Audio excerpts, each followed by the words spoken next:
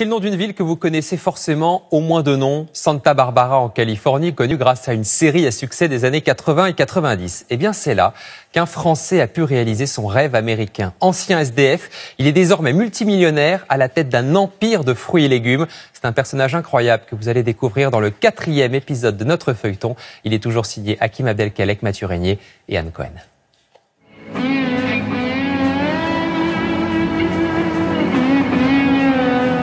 Défile devant nous la route 1, l'autre nom de la Pacific Coast Highway.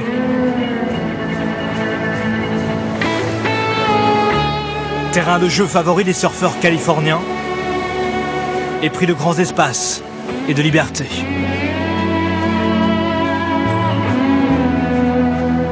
Ce sont ces valeurs qui ont mené ici à Santa Barbara un Français qui a tout quitté dans les années 80 pour vivre son rêve américain. Hola Angel. Bonjour, ça va? Bien. Parti de rien, Guy Demangeon est aujourd'hui à la tête d'un empire de fruits et légumes. Des tomates grappes qui sont faites pousser à 5 km d'ici au sud. Pas de pesticides, elle pousse dans le plastique. La ciboulette, en Amérique, la ciboulette, elle est balèze, hein.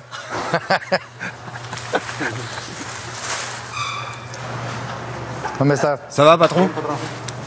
260 employés, 2300 clients, 60 millions de dollars de chiffre d'affaires annuel. Tout a commencé par hasard en 1982, avec la rencontre d'une femme qui lui a vendu dans la rue 5 cagettes de fraises pour 25 $. Donc j'ai pris les 5 cagettes, je suis allé au premier magasin, j'ai vendu la première cagette que j'avais achetée 5 €. Je l'ai vendue 8. La deuxième cagette, je la vends 10. Et on dit, vous revenez demain. Et là, j'ai commencé à penser, je crois que je vais être obligé de revenir. Depuis, ces 60 camions sillonnent les routes californiennes. S'affiche partout son surnom, de Berryman, l'homme des baies, en hommage à ses débuts de jeune vendeur de fraises. Ils ne savaient pas comment je m'appelais. Je tapais à la porte, bonjour, est-ce que vous voulez des fraises? Alors, hop, le Berryman. Et c'est comme ça que le Berryman est venu. De plus en plus, on m'a appelé, le Berryman est là, tu veux des fraises? Ce Français, originaire de Lorraine, est aujourd'hui multimillionnaire. Et fidèle à l'état d'esprit américain, il assume parfaitement sa réussite matérielle. Dans une ville, Santa Barbara, qui cultive souvent le chic et le luxe. Santa Barbara, c'est déjà... J'ai habité pendant longtemps à Marseille, donc bord de mer, c'est important pour moi. Et puis, la taille de la ville ici, elle est parfaite. Bord de mer, les montagnes derrière, je pense que pour moi, c'est une des plus belles villes de Californie. Hein. Si Guy Demangeon roule aujourd'hui dans une voiture à 200 000 €,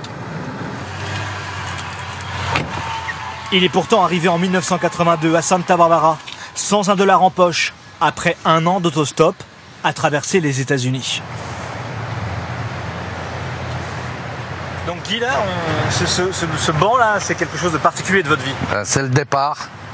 C'est le départ de ma vie à Santa Barbara, vraiment. Parce que de là, j'ai dormi à peu près une semaine, pas beaucoup plus. À l'écart du truc. Mais dormir, c'est dormir, hein. On dort bien, nous, quoi. Quel parcours, entre-temps? Devenu multimillionnaire? Ouais, mais je l'ai pas oublié. Et je suis content de l'avoir vécu, quand même. Parce que j'en serais pas où j'en suis si j'étais pas passé par là. Et là, où il en est, c'est là-haut, sur les collines qui dominent Santa Barbara. La Pacific Coast Highway longe les secteurs où vivent les plus riches de Californie. Comme ici, dans le quartier privé de Hope Ranch.